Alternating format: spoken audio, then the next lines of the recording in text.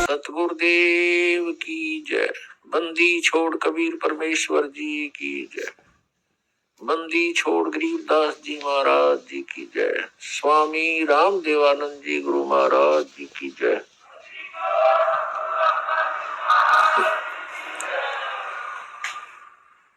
गरीब नमो नमो सतपुरुष को नमस्कार गुरु की नहीं। सुर नर मुनि जन साधुआ संतों सर्वस्ती नहीं। सतगुरु साहेब संत सब डंडो तुम प्रणाम। आगे पीछे मज हुए तिनको जा कुर्बान। नराकार निर्विषम काल जाल वैवंजनम। निर्लेपम निज निर्गुणम अकल अनुपवेशोन्दनम। सोहम सुरति समाप्तम सकल समाना निर्तलय। उज्ज्वल हिरंबर हरदमम बेपरवा अथा है वार पर नहीं मध्यतम। गरीब जो सुमरे सिद्ध होई गणनायक गलताना। करो अनुग्रह सोई पारस पद परवाना। आदि गणेश मनाओ गणनायक देवन देवा। चरण कमल लो लाओ गणेश के भय से करूं सेवा। गरीब जो सुमरे सिद्ध होई करो जगदम्बा जगदीशम मंगल रूप मुरारी। तन मन अर्पों शीसम भक्ति मुक्ति भंडारी। सुर नर मुनि जन ध्यावे ब्रह्मा विष्णु महेशा। शेष सहस मुख गावे पूजे आदि गणेशा। इंद्र कुबेर सरीखा वरुण धर्म राय धावे। समृत जीवन जी का मन इच्छा फल पावे। 33 कोटि आधारा जावे सहस 88। उतरे बहुजल पारा कट है यम की फांसी। 33 कोटि आधारा जावे सहस 88। उतरे बहुजल पारा कट है यम की फांसी। कर जोड़ूं विनती करूं दोनों चरण पर शीश। गुरु जी राम देवानंद जी महाराज ने दियो नाम बख्शीश। कोटि कोटि सिजदा करूं कोटि कोटि प्रणाम। चरण कमल में राखियो मैं बंदी जाम गुलाम। कुत्ता हूँ गुरुदेव का रामपाल दास का नाम। गले प्रेम की जेवड़ी जाके चोवा जाऊं। तो करो तो बावड़ो दूर दूर करो तो जाऊं। जो राखो तो ही रहूं जो देवो सुख। परम पिता परमात्मा पूर्ण ब्रह्म सर्व सृष्टि रचनहार कबीर परमेश्वर जी की असीम कृपा से आप प्यारी आत्माएं ये सत्संग सुन रहे हैं। सत्संग के अंदर आने से प्राणी को यह ज्ञान होता है कि हम कौन हैं, कहां से आए हैं। ये जन्म और मृत्यु का विधान ये किस कारण से बना हुआ है। हम प्रत्येक प्राणी इस बात से दुखी है कि मृत्यु हो जाती है। रोग और कष्ट शरीर पर आते हैं और हम इन्हीं के भय से इन्हीं के बचाव में आजीवन लगे रहते हैं और मृत्यु भी होकर रहती है और कष्ट भी आ ही जाते हैं। जब तक हम सत्संग नहीं सुनते तब तक हम उसी व्यवस्था को अंतिम मान चुके होते हैं कि यहाँ ऐसा ही होता है और ये सबके साथ हो रहा है, ये तो होगा ही होगा। बस इसी आधार से हम फिर आगे सोचना बंद कर देते हैं। जब हम सत्संग के अंदर आते हैं तो ये पुनर्विचार होना प्रारंभ होता है कि हम कौन हैं, हम क्यों मर रहे हैं और किस कारण से हम यहाँ यातनाएं सह रहे हैं। कोई भी प्राणी सुखी नहीं और सभी को कोई ना कोई परेशानी बनी ही रहती है। तो ये ज्ञान सत्संग से होता है और सत्संग जो यथार्थ ज्ञान होता है उसको कहते हैं सत्य माने सच्चा, संग माने जहां सत्य के आधार से ही सारी कार्य क्रियाएं हो, वचन हो, उसको सत्संग कहते हैं। जिन महापुरुषों को तत्व ज्ञान नहीं है वो भी जन समूह एकत्र करके वो भी कहते हैं हम सत्संग करते हैं, लेकिन वो सत्संग नहीं जहां पर सत्य नहीं, जहां पर यथार्थ ज्ञान नहीं, वो सत्संग नहीं है। तो पुण्यात्मा आपका सौभाग्य है कि आपको ये सत्संग सुनने को मिला है। जैसे श्री ब्रह्मा जी, श्री विष्णु जी, श्री शिव जी को जो अजरो अमर बताकर सत्संग किया करते थे, कहते थे इनके कोई माता पिता नहीं, इनकी जन्म मृत्यु नहीं होती, ये सर्वेश्वर है। वो सत्संग नहीं था, भले ही वो सत्संग के नाम से दुनिया को इकट्ठी करते थे। उसके लिए थोड़ा प्रमाण देते हैं कि ब्रह्मा विष्णु महेश अजर अमर नहीं है, इनकी जन्म मृत्यु होती है, इनके माता पिता है। तो नीम हकीम थे, वो गुरु नहीं थे, उनके पास सत्संग नहीं था।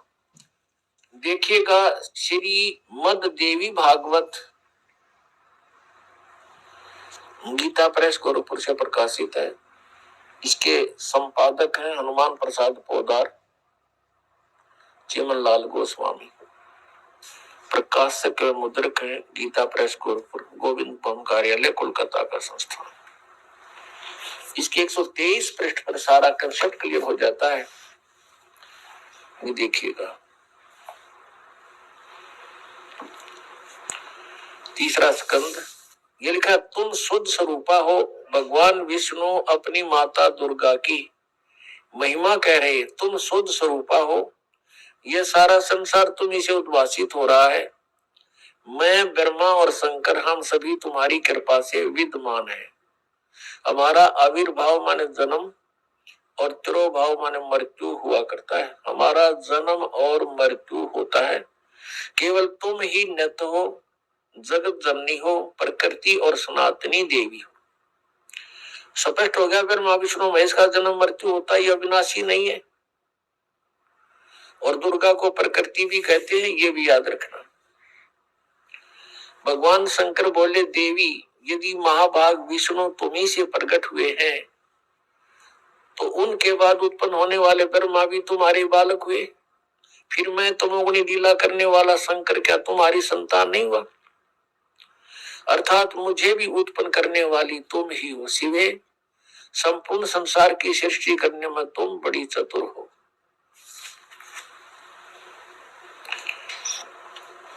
इस संसार की सृष्टि स्थिति और संहार में तुम्हारे गुण सदा समर्थ हैं। उन्हीं तीनों गुणों से उत्पन्न हम ब्रह्मा विष्णु एवं शंकर नियमानुसार कार्य में तत्पर रहते हैं। हमारे सदग्रंथ बता रहे हैं कि ब्रह्मा विष्णु महेश जी ये नासवान है, इनकी जन्म मृत्यु होती है, ये इनकी समझो जीवंत की तरह है इन भगवानों का। इनकी माता दुर्गा जी है और पिता इनका ज्योत निरंजन काल है, और ये स्वयं स्वीकार कर रहे हैं कि हमारा जन्म मृत्यु होता है, आप हमारी माता हो, दुर्गा को कह रहे हैं। इस श्रीमद देवी भागवत यानी देवी पुराण ने स्पष्ट कर दिया। नंबर 1 ब्रह्मा विष्णु महेश नासवान है, नंबर 2 दुर्गा इनकी माता है, रजगुण ब्रह्मा सतगुण विष्णु तमगुण शिव जी। ये तीसरा कंसेप्ट क्लियर किया। चौथा ये कर दिया कि ये केवल नियमित कार्य ही कर सकते हैं, ये किसी के संस्कार को यानी अच्छे को या बुरे को कम या ज्यादा नहीं कर सकते। और पांचवा ये हो गया कि दुर्गा को प्रकृति भी कहते हैं। तो पुण्यात्माओं, जो ये ज्ञान देते थे वो सत्संग नहीं करते थे, वो सत्संग नहीं था, वो लोक वेद दंत कथा बकवाद थी, उसको सत्संग नहीं कह सकते। अब वर्तमान के अंदर जो सतपुरुष परमेश्वर कबीर देव जी द्वारा अपने मुखारविंद से बोली अमृतवाणी के अंदर से कुछ वाणी चुरा ली और उन वाणियों के आधार से स्वयं भू संत बन बैठे, हल्दी की गांठ से पंसारी बन गए वो, और उनको कख का पता नहीं, सतलोक सचखंड की बातें करते हैं। ये कौन से पंथ है? राधा स्वामी पंथ, इसकी सभी शाखाएं, इनके पास कख भी नहीं है, कोरा अज्ञान भरे हुए हैं, जनता को बर्बाद कर रहे हैं। सत्कर मानना पुण्यात्माओं,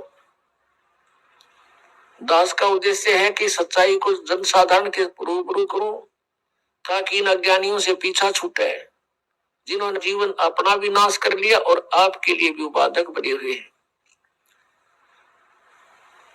इनमें कौन कौन आते हैं? जैसे श्री शिवदयाल जी से आगरा में राधा स्वामी पंथ चला, ये खुद बताते हैं।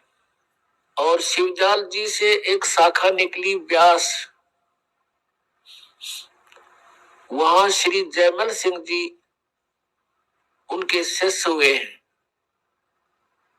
और उनकी मृत्यु यानी शिवदयाल जी की मृत्यु के 11 वर्ष बाद आपे नाम देने लगे, स्वयंभू गुरु बन गए, जबकि उनको कोई आदेश नाम देने का नहीं था और श्री शिवदयाल जी का कोई गुरु नहीं था।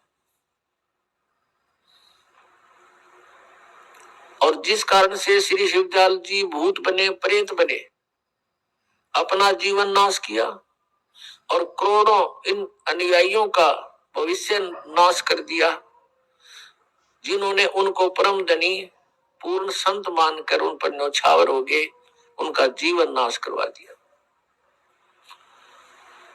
और बाबा जयमल सिंह जी ने डेरा व्यास में अपना स्वयंभू संत बनकर, स्वयंभू गुरु बनकर वहां से एक डेरा स्थापित करके नाम दान करने लगे स्वामी। उसी का शिष्य हुए हैं श्री सावन सिंह जी। और श्री सावन सिंह जी से फिर 2 ब्रांच होगी। श्री सावन सिंह जी के शिष्य थे बिलोचिस्तानी शाह मस्ताना। वैसे तो अनेक शिष्य थे, लेकिन ये 2 मुख्य इसमें अपने आप को गद्दी का अधिकारी मानते थे। कौन कौन? बिलोचिस्तानी शाह मस्ताना, उनका वास्तविक नाम श्री खेमामल सिंह जी था, और दूसरे कृपाल सिंह जी। अब श्री सावन सिंह जी ने दोनों को बाईपास करके सरदार जगत सिंह को गद्दी का अधिकारी बना दिया। ये दोनों अक्षुब्ध हो गए, नाराज हो गए, न्यारा न्यारा अलग अलग अपने मनमुखी स्वयंभू संत बनकर नाम दान करने लगे। बिलोचिस्तानी शाह मस्ताना और खेमामल जी ने सच्चा सौदा सिरसा के अंदर अपने न्यारे डेरे की, अलग से डेरे की स्थापना कर ली। और कृपाल सिंह जी ने दिल्ली में, अब कृपाल सिंह जी से फिर आगे अलग हो गया ठाकुर सिंह जी, उसने न्यारे अलग से अपना भिन्न से अब स्वयंभू संत बन गया, क्योंकि उसको गद्दी मिली नहीं। कृपाल सिंह जी ने राजेंद्र सिंह जी को वहां अपना उत्तराधिकारी बना दिया। अब ये तो हो गया इनका। अब आगरा से निकला है जय गुरुदेव पंथ, आगरा से ही निकला है एक ब्योहानी के अंदर श्री ताराचंद जी ने वहां जनोद गांव के अंदर एक डेरा स्थापित किया। और जय गुरुदेव पंथ के वर्तमान जो मुखिया है वे हैं श्री तुलसी साहेब जी, और उनके गुरुदेव थे श्री गोरेलाल जी, और गोरेलाल जी के गुरु जी थे गरीबदास जी। ये गरीबदास जी नहीं छुड़ाने वाले, वो अन्य वैसे नाम था उनका कोई, वो गरीबदास जी थे। वहां आगरा से उनका निकास है, यानी श्री शिवदास जी के विचारों से ही ये ओत प्रोत है। दास का कहने का तात्पर्य है पुण्यात्माओं, ये तत्व ज्ञान है, इसको ध्यान पूर्वक समझना और निष्पक्ष होकर के विचार करना। दास का उद्देश्य किसी की आलोचना करना नहीं है। दास का उद्देश्य है कि सच्चाई को ऊपर लाऊं, और ये वर्तमान गुरु बने हुए हैं, इनके पास कोई ज्ञान, कोई आधार, सत भक्ति शास्त्र उनको नहीं है। इन्हें भी विचार करना चाहिए, क्योंकि प्रत्येक प्राणी परमात्मा पाने के लिए प्रयत्न कर रहा है, और परमात्मा पाने के लिए ये उन संतों से मिले जिनसे उन्होंने गुरु पद प्राप्त हुआ। अब वो साधना भी परमात्मा पाने के लिए कर रहे हैं, और वो साधना ही गलत है, तो उस गुरु पद का वो क्या करेंगे? आप भी भूत बनेंगे, पशु बनेंगे, पक्षी बनेंगे, और अनुयायियों को भी गुमराह करने के वो पाप के भागी होंगे। अपने आत्माओं, ये जितने भी वर्तमान में श्रद्धालु परमात्मा के पाने की कोशिश कर रहे हैं, और जो गुरु पद प्राप्त करके उनको उपदेश दीक्षा दे रहे हैं, ये सभी पूर्व जन्म की पुण्यात्माएं हैं। अब जैसे सुखदेव ऋषि थे, वो पिछले जन्म की भक्ति युक्त थे। मां के गर्भ से बाहर आते ही उसके अंदर सिद्धियां थी, आकाश में उड़ जाने की।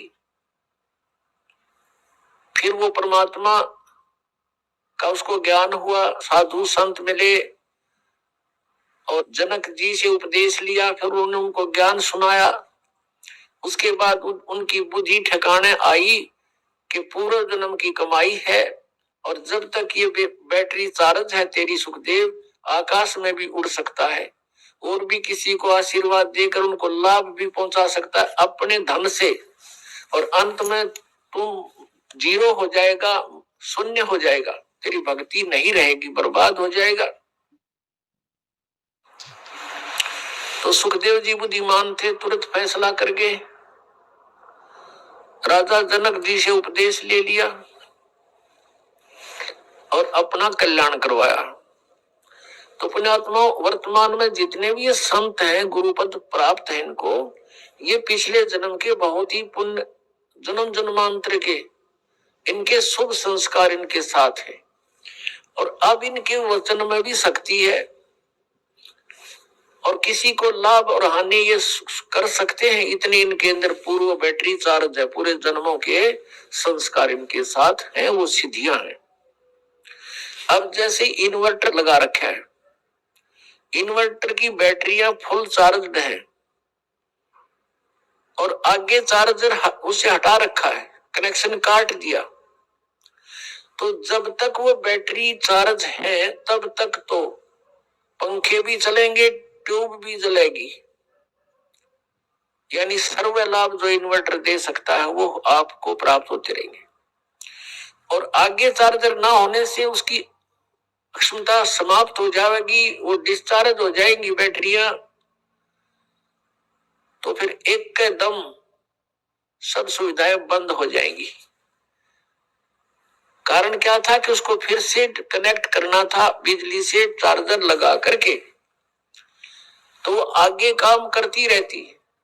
तो ऐसी दशा इन संतों की हुई है, जो वर्तमान में संत गुरु पद पर हैं, या इनके जो पूर्वज हैं जहां से डेरे स्थापित हुए, ये पूर्व जन्म की पुण्यात्माएं थी। और जिस समय इन्होंने ये डेरे स्थापित किए, उपदेश देने लगे, श्रद्धालु बहुत ही परमात्मा को चाहने वाले थे, शिक्षा थी नहीं, तो ये सोचा करते थे ये जो ज्ञान दे रहे हैं महापुरुष है, इन्होंने परमात्मा पाया है, ऐसी ऐसी बातें बना रहे हैं। तो एक वक्ता और पूर्व जन्म की जिसकी भक्ति साथ है, उसके वचन में भी पावर होती है, उसकी बोलने की शैली भी अन्य प्राणियों से कुछ श्रेष्ठ होती है, जिस कारण से श्रद्धालु उन पर आसक्त हो जाते हैं और निसंशय होकर के उनके वचनों को अंतिम और सत्य मान लेते हैं। पुण्यात्मा, ये काल का जाल है।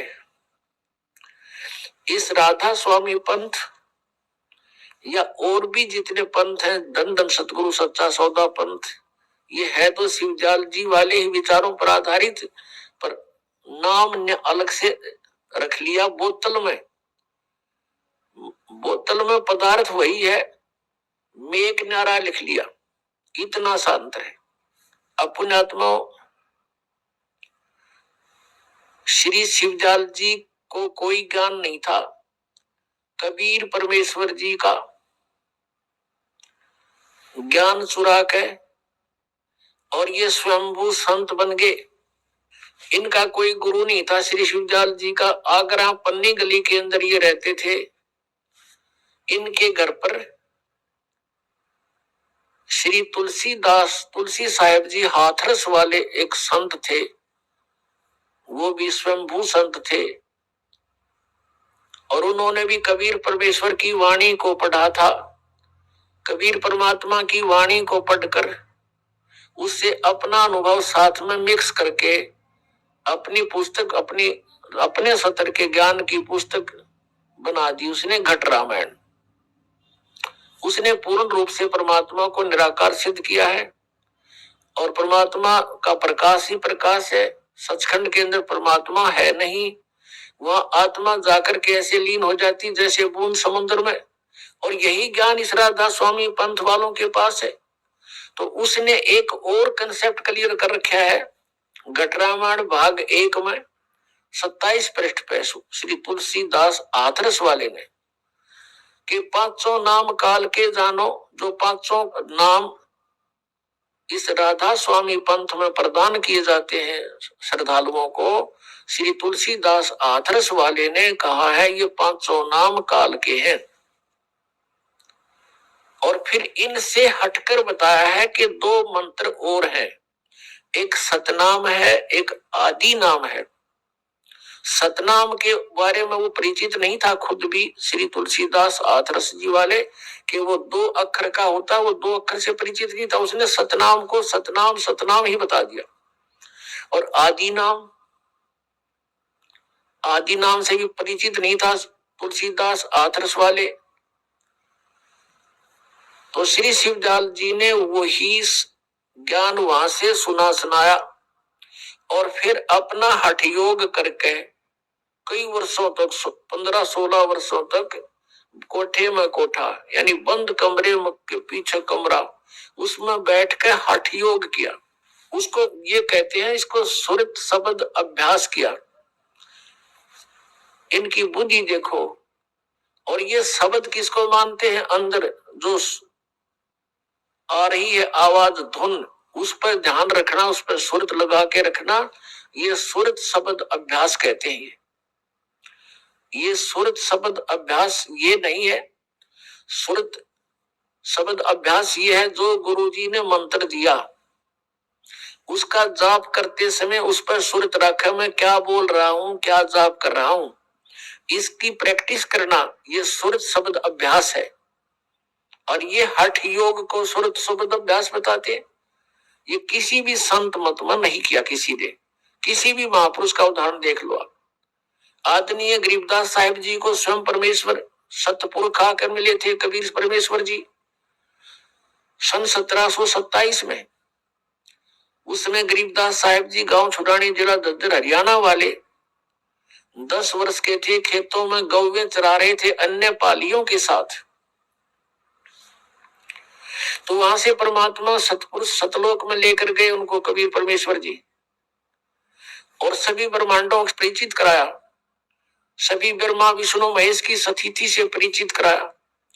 सतलोक में जाकर परमात्मा को देखा, एक तेजो में शरीर में एक रोम को में करोड़ सूर्य मिला दे, करोड़ चंद्रमा, इतने शरीर की शोभा है उस परमात्मा की, वो उससे भी अधिक शोभा है एक रोमकूप की। यानी साकार है, नर आकार है, सिंहासन पर विराजमान है। और परमेश्वर कबीर जी ने अपने दूसरे रूप में जो यहाँ साधु संत रूप में आए हुए थे, उस रूप में जाकर के चंवर किया।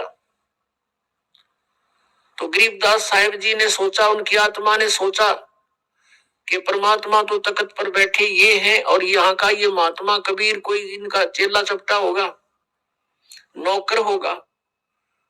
उसी समय क्या हुआ, जो सिंहासन पर विराजमान थे परमात्मा तेजो में शरीर युक्त, वो खड़े हुए और कबीर परमेश्वर जी जो नीचे जिंदा महात्मा के रूप में नीचे से गरीबदास जी को लेकर गए थे,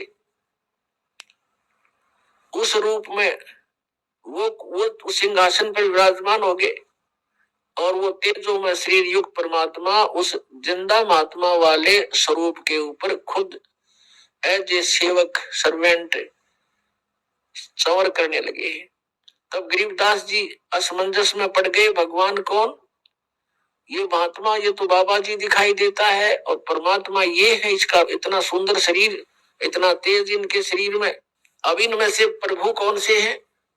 इतने में क्या हुआ, तेजो में शरीर जो था वो कबीर जी के उस नीचे से गए हुए जिंदा महात्मा वाली बॉडी में समा गया। अकेले परमेश्वर नीचे से गए थे जिंदा महात्मा के रूप में कबीर जी, वो अनंत कोट ब्रह्मांड के कुल मालिक के सिंहासन पर विराजमान हो गए। तब परमेश्वर कबीर जी ने उसको बताया, आदरणीय गरीबदास साहिब जी को, कि बेटा मैं काशी शहर में 120 वर्ष जुल्हाए धानक की लीला करके आया हूं और वहां मैंने वाणी लिखवाई है, लेकिन जनता ने उन अज्ञानी ऋषि महर्षियों मंडलेश्वरों के अज्ञानता के कारण मेरे उस ज्ञान को स्वीकार नहीं किया और बीच में लंबा समय हो गया है, अब 200-250 वर्ष हो गए हैं, इन काल के दूतों ने उस कबीर पंथ की कबीर वाणी में भी कुछ मिक्स कर दिया है, उसमें भी कुछ प्रक्षेप कर दिया है। अब दोबारा से तो मेरा ज्ञान बोल दे, मैंने तेरे को तेरा ज्ञान योग खोल दिया, जीव दृष्टि दे दी है। तब गरीबदास जी वापस आए, उनको नीचे मृत जान लिया था और नगर वालों ने, गांव वालों ने, परिवार वालों ने मिलकर उनको अंतिम संस्कार के लिए चिता पर रख दिया था। उसी समय परमेश्वर कबीर जी ने वो आत्मा वापस उस बॉडी में भेज दिया और एकदम गरीबदास जी खड़े हो गए। उसके बाद उन्होंने जो जनसाधारण लैंग्वेज बोलते थे वह छोड़ दी, जो साधारण लैंग्वेज वहां के अपने गांव क्षेत्र की, और परमेश्वर के द्वारा फीड किया हुआ ज्ञान बोलना शुरू कर दिया चौपाई और दोहों के माध्यम से। हम सुल्तानी नानक तारे दादू को उपदेश दिया, जात जुलाहा भेद न पाया ये काशी माहे कबीर हुआ। अब उन्होंने आकर बताया कि जो बनारस में काशी में जो कबीर साहिब थे, जो जुलाहे रूप में, ये पूर्ण परमात्मा है, परम अक्षर ब्रह्म है, सतलोक में शरीर है, मनुष्य सदृश इनका शरीर है और मैं आंखों देख कर आया हूं।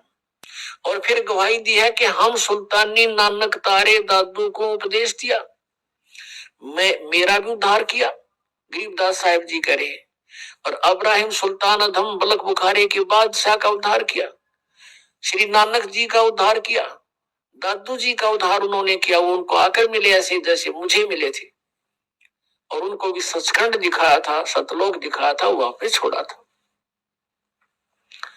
और फिर मुझे सतनाम दिया। उस सतनाम के जाप से मोक्ष होगा और एक सार नाम है, उसको आदि नाम भी कहते। तो कहने का तात्पर्य यह है कि जो ये राधा स्वामी पंथ के श्री शिवदयाल जी थे, इन्होंने श्री तुलसीदास आथरस वाले के द्वारा जो भी ऊट पटांग ज्ञान दिया था, उससे भी हटकर और निमन सतर का आप तैयार करके स्वयंभू संत बनकर और ये 5 नाम दान करने शुरू कर दिए, ज्योति निरंजन, निरंकार, ओंकार, ज्योति निरंजन, सोहम और सतनाम। परमात्मा कबीर जी कहते हैं, सोहम शब्द हम जग में लाए और सार शब्द हमने गुप्त छिपाए। परमेश्वर कबीर जी की के प्राकट्य से पहले किसी भी सदग्रंथ में आपको सोहम शब्द नहीं मिलेगा। और इन्होंने ये एक शब्द है, करने नो दीदार महल में प्यारा है, राधा स्वामी पंथ वालों ने उसी शब्द के आधार से अपना पंथ खड़ा किया। और उसमें जो वास्तविक मंत्र भी उस शब्द के अंदर है, और ये पांचों शब्द काल के हैं और काल ने अपने मुख से बोले थे, उच्चारण के। ये जाप नहीं करने थे, ये सोहम नहीं है उसके अंदर, और सतनाम भी नहीं है, वो शक्ति शब्द है, शक्ति सतनाम के स्थान पर। और इसमें तो ये पांचों नाम काल के हैं, इनसे हटकर वो पांच नाम ये दास आपको प्रदान करता है, वो इन कमलों के खोलने के भिन्न है। जो जिन्होंने उपदेश ले रखा वो आपको पता है। अपुण्यात्मा दास का उद्देश्य ये है कि आप जी को सत्य से परिचित कराऊं और आप उन महापुरुषों के जो जिन्होंने परमात्मा पाया है, उन्होंने कौन सी साधनाएं की है, कौन से नाम जाप किए हैं, और कैसे उनकी रहनी थी, कैसे उनकी क्रियाएं थी, जिनसे उन्होंने परमात्मा प्राप्त हुआ। उनसे हटकर यदि हम कोई अन्य साधना, उसका कोई अन्य तरीका अपनाते हैं या कोई अन्य मंत्र जाप करते हैं, तो हम परमात्मा प्राप्ति नहीं कर सकते। अब जैसे इन राधा स्वामी पंथ वालों का ये भी मानना है कि संत कुछ भी नाम दे दे वह फल फूल जाएगा, ये भी इनकी अपनी सोच है और ये झूठ है, गलत है, अनुचित है। जैसे हमने आम का पौधा बीजना है, आम के पौधे को बोने के लिए आम का ही बीज बोना पड़ेगा। यदि कोई बीज हम बो दे, आम नहीं लगेगा। जैसे बबूल का बो दिया, नीम का बो दिया, तो आम नहीं लगेगा, फलेगा वो भी। तो आम के लिए हमने आम का ही बीज बीजना पड़ेगा। सतलोक जाने के लिए हमने वही मंत्र जाप करने पड़ेंगे जो उन महापुरुषों ने किए, किन्होंने जिनको परमात्मा स्वयं आकर मिले, सतलोक से चलकर आए।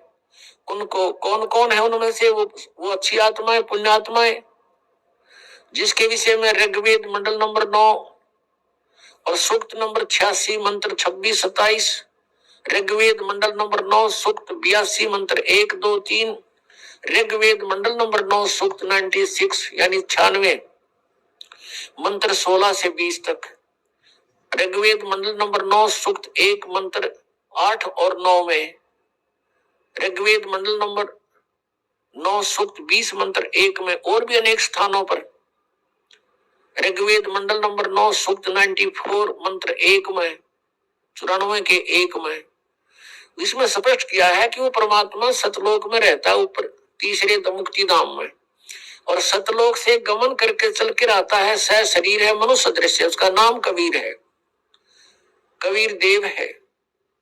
और वो कबीर देव यहाँ अच्छी आत्माओं को आकर मिलते हैं, बहुत स्पीड से आते हैं, जैसे विद्युत, आकाशीय विद्युत जितनी स्पीड से गिरती है, इतनी तीव्र गति से आकर के 1 सेकंड में पहुंच जाते हैं वह सतलोक से, और अच्छी आत्माओं को मिलते हैं, उनको तत्व ज्ञान प्राप्त कराते हैं। इसी आधार से परमात्मा इन महापुरुषों को मिले थे। किन किन को? आदरणीय धर्मदास साहिब जी को, आदरणीय मलुकदास साहिब जी को, आदरणीय नानक साहिब जी को, आदरणीय दादू साहिब जी को, आदरणीय गरीबदास साहिब जी को, गांव छुरानी जिला दद्दर हरियाणा वाले को, आदरणीय गीसा दास साहिब जी को, गांव खेखड़ा और जिला मेरठ उत्तर प्रदेश में। इन महापुरुषों का तो दास को याद है, ध्यान है कि इनको परमात्मा सीधे मिले, और इन्होंने जो मंत्र जाप किए, जैसी साधनाएं उनकी क्रियाएं थी, वो भी दास के को खूब ज्ञान है, आपको परिचित कराता हूं। धर्मदास जी कभी हठ योग नहीं किया, और स्वयं परमेश्वर कबीर जी ने एक उदाहरण पेश किया, एक रिहर्सल करके दिखाया हमारे को कि वो कपड़ा बुनते थे और नाम भी जाप करते थे। कहने का भाव ये है कि कबीर परमेश्वर से कबीर पंथ, ये संत मत चला, ये भी मानते हैं राधा स्वामी पंथ वाले भी। और कबीर परमेश्वर ने कोई हठ योग नहीं किया, वो तो जुलाहे थे आपके संज्ञा, आपके सोच से। हम तो कहें वो भगवान थे और परमात्मा को लीला करने आए थे, तो जुलाहे का कार्य करते थे और ये भी दिखाते थे कि मैं भाई भक्ति करता हूं। हमारे को उदाहरण दे रहे थे। उन्होंने हठ योग नहीं किया कभी भी। कहीं दिखा दो उनका, किसी उनके पूरे लिटरेचर में दिखा दीजिए कि वो हठ योग किया था कभी। परमात्मा कहा करते थे, हमें आगाह कराते थे, सचेत करते थे, कहते थे कि मुझे सो सतगुरु मन भावे जो इन नैनन अलख लखावे, आंख ना मूंदे कान ना रूंदे और ना अनदुड़ जावे, साधो मने सो सतगुरु मन भावे, जो सहज समाध बतावे। सहज समाध तो चलते उठते बैठते जैसे ध्यान होता है, आपको टेंशन हो जाती है किसी कारण से, चलते फिरते भी उसकी चिंतन रहता आपको, एक पल भी आपका माइंड वहां से हटता नहीं, ये आपकी समाधि लगी उसके साथ। तो ऐसे हम परमात्मा के गुणों से और यहाँ के दुखों से परिचित होकर फिर हम परमात्मा को इस श्रद्धा से उसका मेडिटेशन करेंगे, उसको पाने के लिए उसको चाहेंगे। जो पति भरता पति से राती आन पुरुष नहीं भावे, बस स्वर्त प्रीत में ऐसे ध्यान लगावे। कहते हैं जैसे पति भरता लड़की अपने पीहर चली जाती है ससुराल से, तो वो कहती है वहां सारा काम करती है घर वालों का और किसी को महसूस नहीं होने देती, लेकिन उसका एक पल भी अपने पति से ध्यान हटता नहीं। दिस इज द सहज समाधि, सिंपल मेडिटेशन। ये सिंपल मेडिटेशन को सहज समाधि कहते। ये संतों की थी, ये हठ योग, कान बंद करो, इन संताएं गोड्डे कंडे में हो गए, ठाए अंडे, फिर इनको इन्हें बर्बाद कर दिया अपने जीवन। जैसे धर्मदास साहिब जी भी ऐसे ही अपना कार्य करते थे। वो सेठ थे, बिजनेसमैन थे, कभी हठ योग नहीं किया। आदरणीय मुल्कदास साहिब जी भी किसान थे, अरोड़ा खत्री जाति से थे, उन्होंने भी हठ योग नहीं किया, अपना किसान का कार्य करते थे। दादू साहेब जी, आदरणीय दादू साहेब जी तेली का काम करते थे, कोल्हू चलाते थे, तेल निकाला करते थे। आदरणीय गरीबदास साहिब जी किसान थे, जाट थे, गांव छुडानी जिला ददर के, और खेती करते थे, हल जोतते थे, गांव पाली जाते थे, कभी हठ योग नहीं किया। आदरणीय नानक साहिब जी थे, पहले सर्विस करते थे, परमात्मा प्राप्ति के बाद पहले तो प्रचार किया 10-12 वर्ष, फिर लास्ट के 16 वर्ष अपने खेतों में काम करते थे और जो उनके निकट आता था उनको सतमार्ग भी बताते थे। आदरणीय गीसा दास साहिब जी, ये भी किसान थे और खेती करते थे और भक्ति भी करते थे। और किसी भी संत को भगवान नहीं मिला, क्योंकि सभी ने परमात्मा निराकार बताया, जबकि परमात्मा साकार नर आकार मनुष्य दृश्य है, वो सह शरीर, उसका नाम कबीर है। तो जिन्होंने परमात्मा पाया उन्होंने अपनी अमृतवाणी में प्रमाण दिए, एफिडेविट दिए। तो उन्होंने किस मंत्र से परमात्मा पाया? आदरणीय गरीबदास साहिब जी ने सबका निष्कर्ष निकाल के परमात्मा की महिमा को दोबारा रीराइट करवाया। जैसे स्वयं परमेश्वर ने आके 600 वर्ष पहले कबीर वाणी बोली थी, उसमें इन कबीर पंथ में घुसकर कुछ काल के दूतों ने उसमें काफी अपने हिसाब से कुछ परिवर्तन करने की चेष्टा की, और उसके बाद जिस कारण से परमेश्वर ने आदरणीय गरीबदास साहिब जी को फिर से कहा, उसमें फीड कर दिया अपना ज्ञान, और गरीबदास जी ने वो ज्ञान फिर हमें दोबारा बोलकर सुनाया। उस ज्ञान के आधार से और कबीर साहिब में बचे हुए सत्य ज्ञान के आधार से, और फिर परमेश्वर ने कहा था कि धर्मदास तो 1 लाख दुहाई, ये मूल ज्ञान कहीं बाहर न जाई, मूल ज्ञान बाहर जो पढ़ी, ये बिचली पीढ़ी हंस नहीं तरही। इस मूल ज्ञान को तब तक छुपाई जब तक ये द्वादश पंथ मिट जाए। कबीर परमेश्वर जी ने कबीर सागर में कहा है कि 12 पंथ चलेंगे, काल चलाएगा, लेकिन उसमें पहले हंस अच्छे होंगे, उसके बाद उसके अनुयायी उसमें तोड़ मोड़ करके तोड़ मोड़ के उस ज्ञान प्रचार किया करेंगे, तो वो काल के पंथ होंगे। लेकिन 12वां पंथ जो होगा वो गरीबदास जी वाला है। और विक्रमी संवत 1774 सन 1717 में आदरणीय गरीबदास साहिब जी का गांव छुटानी, जिला झज्जर, हरियाणा में जन्म हुआ। तो उसने परमात्मा ने कहा कि संवत 1775 हुई, गलती से 75 लिखा लेकिन 74 है वो। संवत 1774 हुई, ता दिन प्रेम प्रगटे जग सोई। प्रगट हुआ बम्बाणी, उनके मुख से दोबारा मेरे महिमा की वाणी प्रकट होगी। लेकिन ये 12 पंथ हमी को जावे, अस्थिर घर का मर्म नहीं पावे। ये हमारे वाणी के आधार से उस कबीर साहब करेंगे और उनको परमात्मा नहीं मिल पाएंगे, क्योंकि उनके पास मूल ज्ञान, मूल नाम नहीं होगा। प्रत्येक महात्मा को, प्रत्येक संत को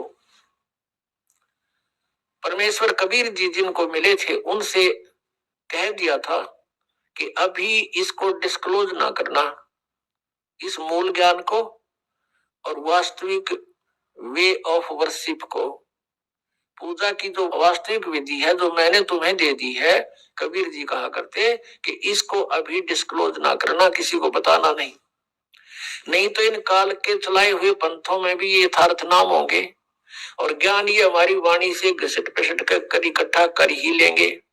तो फिर हम जब जाएंगे, जैसे परमात्मा ने कहा कि बर में पंथ हम ही चलावें, कबीर साहब ने कहा है कि बर में पंथ हम ही चल आवें और सभी पंथ मिटा के एक पंथ चलावें। तो परमेश्वर ने कहा कि जो बिचली पीढ़ी आवेगी उसके अंदर ये काल के दूत बहुत पनपेंगे। 12 पंथ तो ये लगातार है और काल ने कहा था और अनेक पंथ चलाऊं या विद जीवों को भरमाऊं। तो उन 12 से अलग ये राधा स्वामी पंथ, धनधर गुरु पंथ, बाल योगेश्वर पंथ, ये सतपाल दास पंथ और ये ठाकुर पंथ, जय गुरुदेव पंथ, ये सब राधा स्वामी से ही निकले हुए हैं। लेकिन ये जो सतपाल जी वाला पंथ और बाल योगेश्वर जी वाला पंथ ये हंसा देश वालों का है। ये भी ऊट पटांग, वो एक क्रिया, कान बंद आंख बंद, जीव नो तालू के लाओ, ये डले डुबान लग रहे। और नाम क्या देते हैं? हंस, हंस नाम देते हैं। हंस तो जीव का नाम है और कहते हैं हंस को उल्टा कर लो सो हम हो गया। हंस का उल्टा करे नो कोई बात हुई, एक गाड़ी ने उल्टी कर ले उल्टी गिर ले सड़क के ऊपर और फिर कह दे वो के गाड़ी हो गया, ये कोई बात है इनकी? जिसी टूटी फूटी ले रहे थे वो भी उल्ट कर ली। तो कहने का भाव है न अपने मनमुखी मंत्र लोक वेद जनता में ठोक दिया और सबकी दुर्गति हो रही है, उन संतों की भी दुर्गति हो रही है जो इस पंथ के प्रवर्तक थे। अब कारण क्या था कि उनके पास तत्व ज्ञान नहीं था। तो कौन से मंत्र का जाप किया उन महापुरुषों ने जिनको मोक्ष प्राप्त हुआ? सतनाम का। और सतनाम है 2 अक्षर का, जिसमें एक ओम मंत्र है, एक तत् है, वो सांकेतिक है। श्रीमद् भगवत गीता अध्याय नंबर 17 के और श्लोक नंबर 23 में स्पष्ट किया कि ओम तत्सत इति निर्देश है ब्रह्मण त्रिविध समर्थ है। ओम और तत् जो सांकेतिक शब्द है, तत् ये दास बता सकता है, इस पृथ्वी पे और किसी के पास नहीं है। यदि इस दास से चुरा कर नाम लेकर के और फिर उसने आगे कोई गुरु पद प्राप्त आप पे स्वयं गुरु बनकर को दान कर रहा है तो मां दुश्मन है समाज का, पहले वालों ने नाश कर दिया वो और कर देगा। उससे भी हमने बचना है। ऐसे कोई पाखंडी कहीं मिल जावे, उसके उससे भी बचाना, जनता को समझाना है कि नकली है, इसको कोई अधिकार नहीं है। ठीक है, मानने उसका भला, ना तो भाई उनकी मर्जी, नहीं मानने तो कहीं भी जाओ, वो उनकी सजा मिलेगी फिर भगवान के दरबार में। तो सतनाम दो अक्षर का है, एक ओम और एक तत्। और सत जो उसमें शब्द है वो आदि नाम है, इसको सार नाम भी कहते हैं, वो भी गुप्त है। तो गीता अध्याय नंबर 8 के श्लोक नंबर 13 में गीता ज्ञान दाता कहता है मेरा एक ओम मंत्र है, बस, नथिंग एल्स। मुझ ब्रह्म का केवल एक ओम मंत्र है, और जो इस ओम का जाप करता है इस ओम से मिलने वाली परम गति को प्राप्त होता है, वो ब्रह्मलोक है।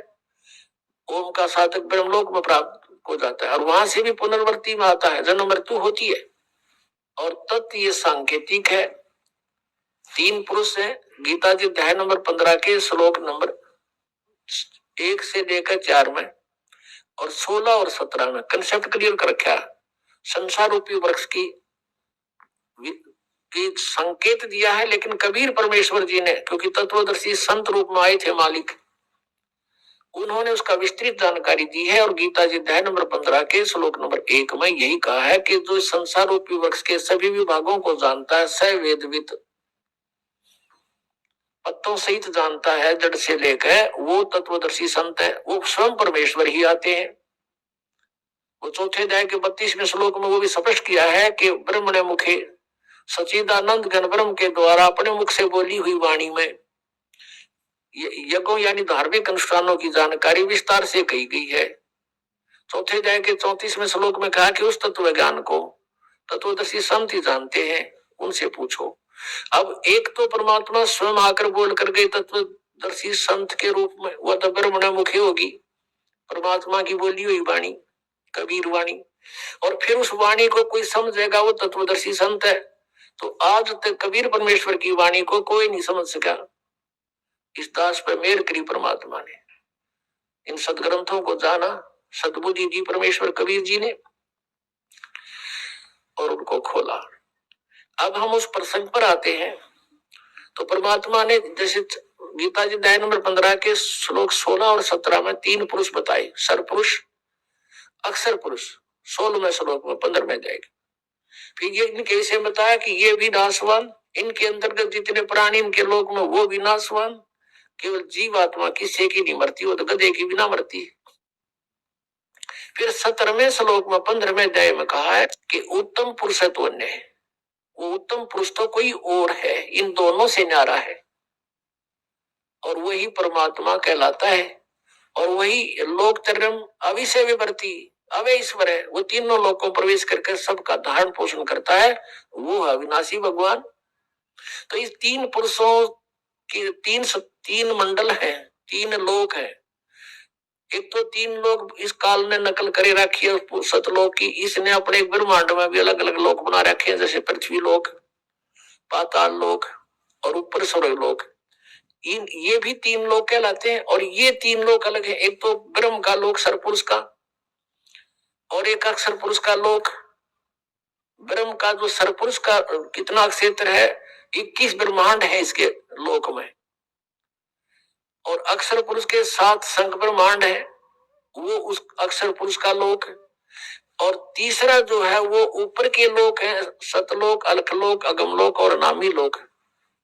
तो उन 4 लोकों में परमात्मा कबीर जी ही अन्य रूप धारण करके रहते हैं मनुष्य दृश्य ही। तो इस प्रकार ये 3 पुरुष, पुरुष माने परमात्मा, 3 प्रभु। तो सरपुरुष का ये ओम मंत्र है जिसको ब्रह्म कहते हैं। अक्षर पुरुष का ये तत्व है जो सांकेतिक ये दास बताओगा, जो ये तत्व और ओम मिलकर के सतनाम बनेगा। तो ओम के मंत्र की कमाई हमें काल से छुटवाएगी, और तत्व मंत्र की जो है हमने 7 संख ब्रह्मांडों को पार करना है, उस अक्षर पुरुष के उनका ऋण है, उसकी कमाई है। और जो सार नाम है, आदि नाम है, वो मंत्र हमें सतलोक में स्थायी स्थान दिवाएगा। तो इस प्रकार परमात्मा पावेगा। अब आपको हम उसी प्रसंग पर आते हैं। इन राधा स्वामी वालों को, इस पंथ के जितने भी शाखाएं हैं, इनके पास सत्संग नहीं है, कोरा कुसंग भरा है, इनको सतनाम का नहीं पता।